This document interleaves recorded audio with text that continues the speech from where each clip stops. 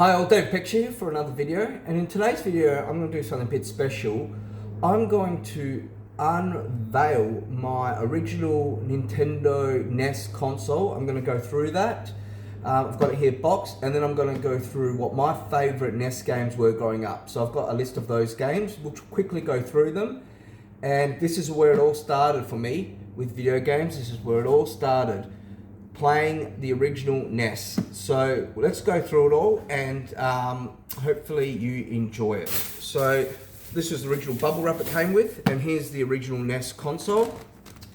There it is. That's the front and the back. So this is an Australian edition of it. And we'll open the box up. Now this console came out, I think 1985, around that. So I was born in 1985.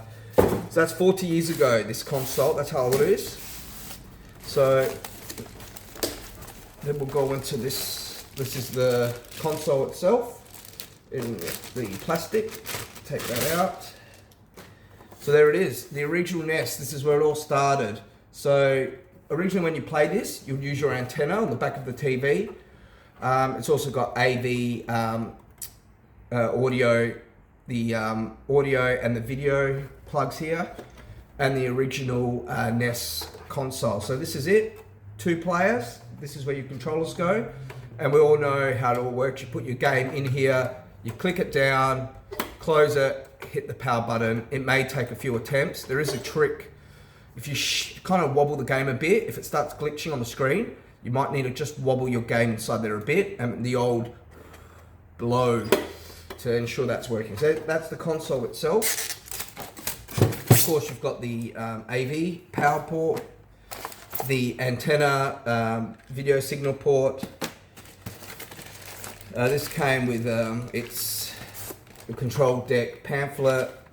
So basically just the instruction guide. And then what else did it come with? Oh, this was an original poster, just advertising some of the games that you can actually play on the NES. There you go.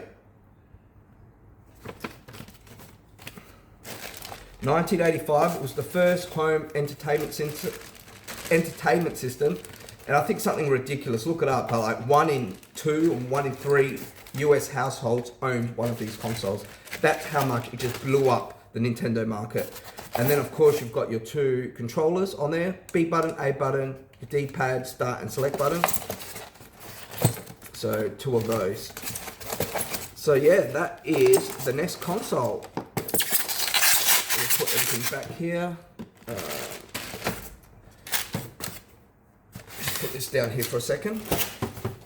Alright, you could also get this, which was a controller that was separate. I'm not sure if these were released in Australia, but I got this one on eBay from the US. But basically, it kind of gave you a bit of more of an arcade feel on playing your games. So you plug it in there, you've got your joystick, B and A button. So there was that kind of aspect. Some games it worked really well, some games it's pretty average on that. So that was the original NES Advantage, it's called. It's kind of an arcade kind of style controller. So just be mindful, the NES was followed up by arcade machines. So arcade machines were extremely popular back in the time, in the early 80s. Whoops. And that kind of gave or helped players with the whole transition aspect of it. So that's the NES control. Then this thing here, some games, not many, you could play 4 players. So the Nintendo 64 wasn't the original console that you could play 4.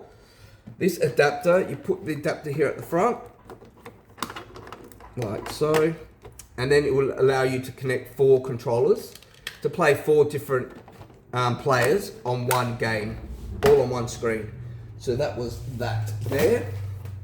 Alright, let's get into the actual games. So I got introduced by the NES from my uncle at the time. He owned one, and he kind of gave me his little handy down, and then through that my other uncle gave me some games, and this is where it all started. So the first game I'm going to talk about, now this is actually 4 games in one console. So you've got Pac-Man, Sidewinder, Duck Maze, and Othello. The game I'm going to focus on this one is, of course, Pac-Man, the original Pac-Man game.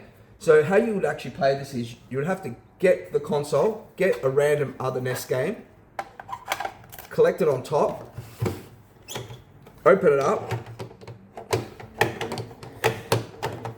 put that in there, push it down, come on, push it down, there you go, and then hit the power button, and then you'd be able to play those 4 games on there. So Pac-Man would be probably the game I play most. Actually, Duck Maze, I like playing Duck Maze. I've actually done a video of me completing the last level of Duck Maze on my YouTube channel, so you can check that out. Just search Duck Maze on my YouTube.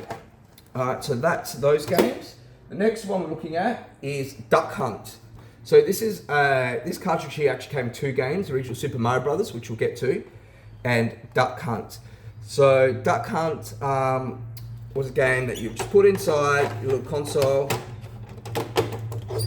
and you'll use an actual gun to point at your screen and shoot the ducks as they're coming out. Now there's 2 different kinds of guns. This is the original gun the game came out in. It's actually the more rarer gun, the grey version, compared to the most common gun, the orange version of the game.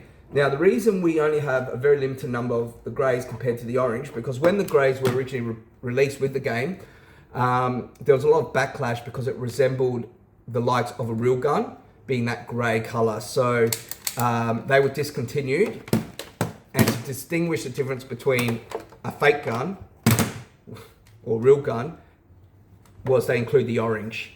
So yeah, that's why we go from the grey to the orange, because this one looked too much like an original colour gun. But that was Duck Hunt. Just take that one out. Alright, the next one is Hook.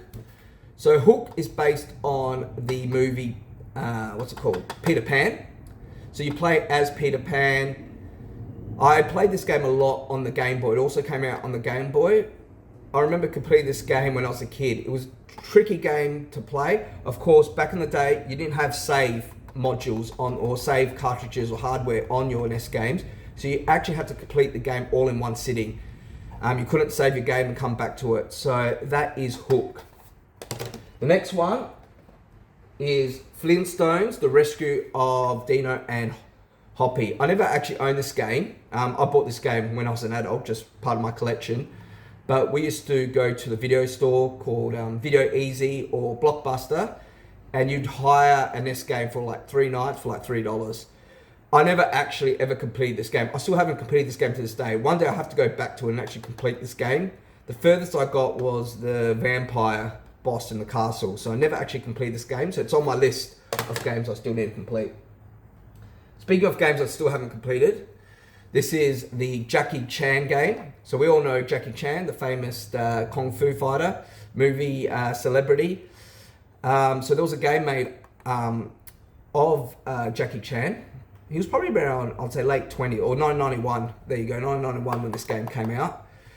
So you've played as the character of Jackie Chan, and it's kind of a scroll game. You scroll through the levels and end up trying to rescue your loved, captured princess.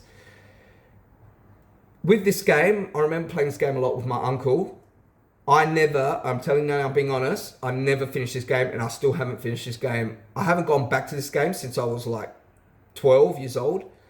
But I do remember the final boss, which is the main villain. I defeated him, but then there's like a post-boss, which is this giant spider. And you have to kind of, you're kind of doing a drop fall, and the spider's coming down, and you have to kill the spider. I never was able to kill that final boss, that spider. Still haven't to the day. My uncle was able to do it. He's completed this game. I remember him completing that spider, but we played that game a fair bit. So that was Jackie Chan. Next game, I don't actually own the NES console of it, but it is Zelda, the original Zelda game. So I've got the Game & Watch version of it here that was released only a couple of years ago now on the Game & Watch. So it's The Legend of Zelda. This game is the biggest breaker of a game because it's you don't actually get directed or shown which way you have to progress through the game. It's just a big maze of a game. It's all just an open gameplay. You just have a main map you go through. Then there's sub-levels or dungeons, they're called. You have to complete all the dungeons in order to kill the main boss. But it is a pain in the butt. There's no way. I didn't play this game when I was younger. I played a bit older, maybe when I was a teenager. But I could not pass this game. I didn't know where all the hidden dungeons were, what order you have to do the hidden dungeon in. I had to Google it. That's how hard this game was for me. So just imagine playing this game in the early 90s without the access of internet, sitting at home and being freaking frustrated because you don't know how to progress through the game. You go into the wrong dungeon without getting the sword, then you have to exit that. Oh, it's just a mess of a game. But a good game. Next one is Super Mario Brothers 2. So this is the second game of the Super Mario Brothers trilogy that was originally released on the NES. Super Mario Brothers 2, this is actually the US/European version of the game. The original game on the Japan was called Super Mario Brothers 2, The Lost Levels. However, the US market found it too challenging or too difficult to play. So what they did was they got a pre-existing game called Doki Doki Panic, and basically just stole that game's hardware and then replaced the characters with Mario Brother characters. So you get 4 characters you can choose from: Mario, Toad, Luigi, and Princess. It's very different to your typical Mario Brothers game compared to Mario Brothers 1, 2, Mario World. So that's Mario Brothers 2. The next one, of course, is the original Mario Brothers. This is the game. If you have not played this game, you are not human. Everyone in some point of their life under the age of, 40 would have played this game. Even under the age of 60, you probably would have played this game. This game came out originally in 1983, but the US version or the European version came out in 1985. So the original Super Mario Brothers, everyone knows this game. It is iconic, probably the most iconic game of all time. Great game. I've hammered this game so many times. I could play this game in my sleep. Great game. Really, really just took the gaming market of Nintendo to be the god tier level that it has become. Every console that you got, you usually would get Mario Brothers 1 with it. So everyone would have owned this game. Millions of copies sold. Now we're going to my last two. Bionic Commando. You would have seen my top 20 video games of all time. This game features in it. Bionic Commando, I actually got this game, I think for my 10th birthday. It was definitely a birthday from my uncle. He bought this game. I remember he paid $10 for it. $10 for this game back in the mid-90s. So I didn't have many games to play with back then. You know, I only had a small handful. My parents didn't buy me many video games until probably the 64 came out, when my brothers and I were a bit older. So this was probably one of 3 games I actually owned under the age of 12. So that was Bionic Commando. I played through this game. Many people might not even heard of this game, but I love it. It's a great game. So that is Bionic Commando. Next one we got is Lolo 3. Lolo 3 is part of the trilogy. There's 3 Lolo games. It's a maze concept game. So you kind of start as this little blob called Lolo. And you have to navigate through different mazes. It's a real mind-working game. It's very good. I think if you were young and you really wanted to expand your mind and really try and problem solve, this is a great problem solve game. That's Lolo 3. And the last game, which also features in the top 20 games of mine of all time, features very highly. This is the best game. I don't care what anyone says. I don't care who you are. I don't care if you work for Nintendo. But this is the best game Nintendo released on the Nintendo Entertainment System, Super Mario Bros. 3. You thought Mario Bros. 1 was great? This is 10 times. Just think how great that is. Now go 10 times greater than that. What a fantastic game. What a fantastic game. This actually console here is the rare edition of the Super Mario Bros. 3. So if you can see that it says Super Mario Bros. 3, it's called the Left Hand Bros.